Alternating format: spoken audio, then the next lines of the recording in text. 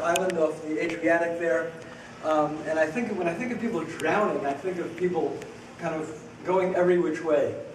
Similar like when during the military regimes in Chile and Argentina in the 1970s, when I was in college, they threw political prisoners outside of planes over the Atlantic or Pacific. And I think of people also falling like that every which way. So to me, she may be upside down in terms of how we think of people unless you're doing cartwheels or standing on your head. But she's right side up in terms of the artwork. I'm just going to point out a few things going on in the drawing. If you notice, they're both wearing these like garlands around on their heads, which I drew. This little section here, I did a drawing in color from a black and white reproduction of a page from one of the oldest Haggadahs that's in existence. The Haggadah is this kind of a book used in the Passover ritual, which is one of the major Jewish holidays. In the Christian world, and Brooke can correct me on this, the Last Supper, isn't that supposed to be? Trina mentioned that about the trains, it wasn't like people were seated in trains and like seats and stuff. There were cattle cars that prisoners were transported in. Day and night, summer, winter, freezing, baking, no water, no food. Bodily functions were done right there in the car and were packed in with, dozens to hundreds of other people.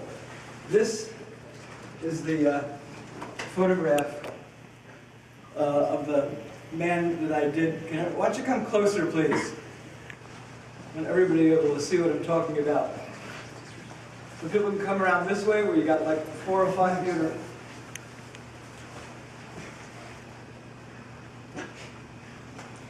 So,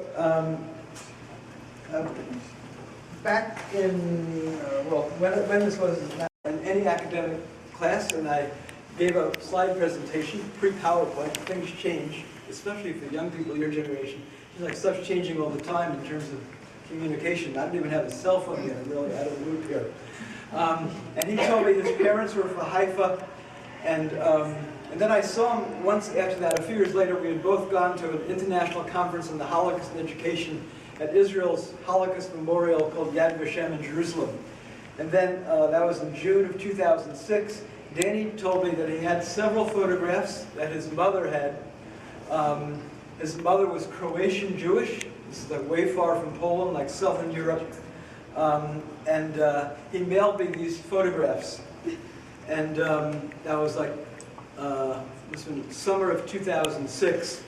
And I photocopied and enlarged one of them, which is here. This is his mother with the long braids. She's the one who survived, lived in Haifa, died a few years ago. And that's his mother's sister, who was Dani's aunt that he didn't know. Dani was born in 1949. Mira was murdered, I believe it was in 1942. So I photocopied and enlarged this, and you'll notice Dani's mother's hands on Mira's waist. Everybody see that?